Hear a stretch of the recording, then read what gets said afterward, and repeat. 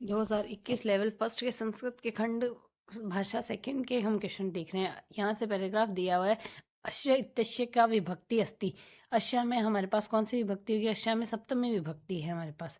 अश्या में सप्तमी विभक्ति यहाँ से हम देख सकते हैं, इयम, इमे, इमा, इमाम, इमे, इमा, अनया, अभ्याम, अभ्य, अश्य, अभ्याम, अभ्य, अश्य, अभ्याम, अभ्य, अश्य, अनयो, आसाम, अश्याम, अनयो, आशु। तो सप्तमी विभक्ति है। विज्ञान शैवे, विज्ञान शेव पद का संधि विच्छेद होगा, विज्ञानस्य एव, विज्ञानस्य एव आएगा तो यहाँ से हमारे पास डी आएगा इसका ऑप्शन करेक्ट। और इसमें हमारे पास कौन सी संधि होगी? इस विज्ञानस्य और एव में यहाँ से डबल ए आ गया, विज्ञानस्य एव। तो इसमें हमारे पास यहाँ से वृद्धि हुई है, तो इसके लिए हमारे पास इसमें होगी एक वृद्धि, वृद्धि संधि इसमें आएगी हमारे पास। वृद्धि का अच होने से पूर्व पर वृद्धि का आदेश है यहाँ से। जैसे कृष्ण प्लस एकत्वम कृष्णैक्तम, गंगा प्लस ओघ गंगौघ, देव प्लस ऐश्वर्य, यहाँ से हमारे पास देवैश्वर्य हो गया। कृष्ण प्लस उत्कृष्टम, कृष्णोत्कृष्टम होगा। कर्णीय इत्यत्र के प्रत्यय, क्रय प्लस अनियर प्रत्यय आएगा इसमें, क्रय प्लस अनियर, क्रय प्लस अनियर प्रत्यय आएगा इसमें। धातुओं में तव्यत, तव्य, अनियर प्रत्यय लगाए जाते हैं। अनियर जैसे कृ प्लस श्रुत में आएगा कुर्वन, और क्री प्लस लित में आएगा कर्णम, और क्री प्लस सानच में आएगा कुर्णान। तो यहाँ से हम ध्यान रख सकते हैं कुर्वन, कर्णम और कुर्वान, कुर्णम, कर्वन, कुर्वान। इसमें हमारे पास यहाँ से बनेगा श्रुत, ल्युट और शानच। वैज्ञानिक के आविष्कारा वहिता इत्यत्र अनेके विशेषण पदस्य विशेष्य पदम किम, विशेषण पदों में विशेष्य पद कौन सा होगा? विशेष्य पद कौन सा होगा? विशेष्य पद आएगा इसमें आविष्कारा। वैज्ञानिकों द्वारा अनेक आविष्कार हुए हैं। यहाँ विशेषण पद का विशेष्य पद जो आएगा आविष्कार है। संज्ञा या सर्वनाम की विशेषता बतला रहे हैं, विशेषण कहलाते हैं। और विशेषण की संज्ञा या सर्वनाम की विशेषता बताता है, उसे विशेष्य कहते हैं।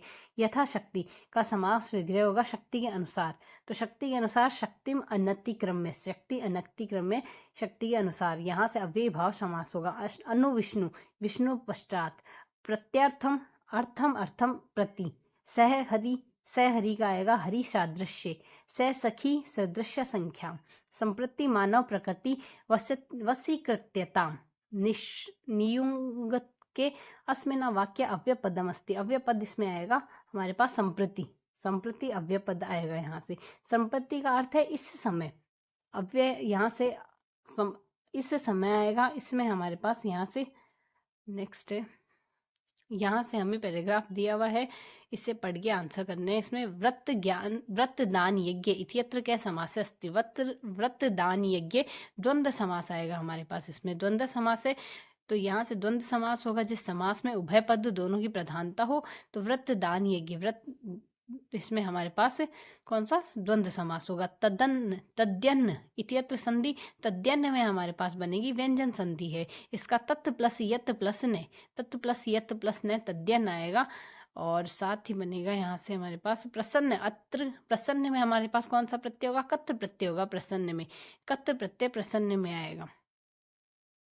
जैसे पठन, पठंती, पठते। श्रुत प्रत्यय होगा प्रसन्न में, कत प्रत्यय, ल्युट प्रत्यय में लेखनम, ऋणवुल प्रत्यय में याचक। भवंता इत्यत्र की विभक्ति भवता में, भवता में हमारे पास यहाँ से विभक्ति है तृतीया एक वचन, तृतीया एक वचन विभक्ति होगी। अगर यहाँ से देखें भवान, भवंतो, भवंते, भवंतम, भवंतो, भवते, भवता, भवताभ्याम, भवताभि, भवते, भवताभ्याम, भवतभ्य, भवते, भवद्भ्याम, भवद्भ्य, भवते, भवतो, भवताम, भवती, भवतो, भवत्सु। नाम, नाम में हमारे पास कौन सी लिंग आएगी? नाम में नपुंसकलिंग बन रहा है हमारे पास।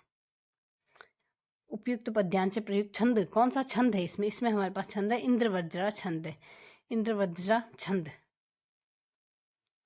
मुख्य, मुझे फल अच्छा लगता है, इसका संस्कृत अनुवाद होगा हमारे पास मह्यम फलम रोचते, मह्यम फलम रोचते, मुझे फल अच्छा लगता है। ऋतुलासा नाम, ऋतुलसा नाम दंता, ऋतुलसा नाम दंता। यहाँ से यह हमारे पास उच्चारण स्थान के लिए ऋतुलसा नाम दंता। अहम पुस्तकम पठामि, अस्य वाक्यस्य वाच्य परिवर्तन अगर करेंगे तो मया पुस्तकम पठ्यते, मया पुस्तकम पठ्यते बनेगा इसका। वाक्यमिद संशोधनम ते नगरेण परितः क्षेत्राणि सन्ति।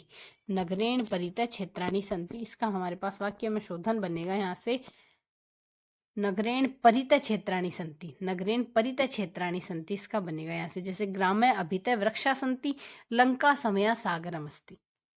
ज्ञाने भारे, ज्ञाने भारे क्रिया विना, ज्ञाने भारे क्रिया विना, अर्थात क्रिया के बिना ज्ञान भार है।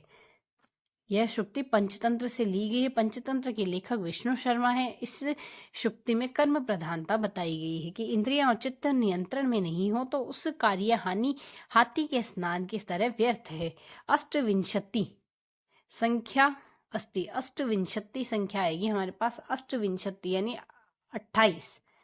अष्टविंशति 820 का तो होगा विंशत्यधिकम शतम। 38 का आएगा अष्टात्रिंशत, 48 का आएगा अष्टचत्वारिशत और अष्टचत्वारिशत। विद्यालय सुरक्षा पालयिष्यामि, पालयिष्यामि। रेखांकित पद में लकार हमारे पास आएगा, यहाँ से लिट लकार बनेगा। पठिष्यति, पठिष्यते, पठिष्यन्ति, उसके हिसाब से हमारे पास लिट लकार है। धनवान, धनवान में आएगा हमारे पास यहाँ से मतु प्रत्यय। धनवान में मतु प्रत्यय है, वान शब्द आया यहाँ से मतु प्रत्यय होगा।